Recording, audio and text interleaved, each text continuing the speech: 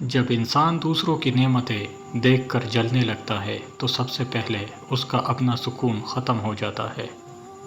حسد ایک ایسی عادت ہے جو انسان کو باہر سے نہیں اندر سے تباہ کر دیتی ہے، اور وہ ہے حسد۔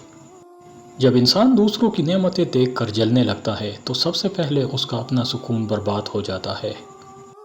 حسد دوسروں کو کم نقصان دیتا ہے، مگر حسد کرنے والوں کو اندر ہی اندر سے جلاتا رہتا ہے۔ اسلام میں حسد کو خطرناک اور روحانی بیماری کہا گیا ہے، کیونکہ یہ دل سے شکر چھین لیتا ہے۔ یاد رکھو، جو دوسروں کی خوشیوں پر جلتا ہے وہ اپنی خوشیوں سے بھی محروم ہو جاتا ہے۔ اپنے دل کو صاف کر، ورنہ حسد تمہیں خاموشی سے قبر تک پہنچا دے گا، اور اللہ سے توبے کا دروازہ بھی بند ہو جائے گا۔ ہمیں ہوش کا ناخن لینا چاہیے۔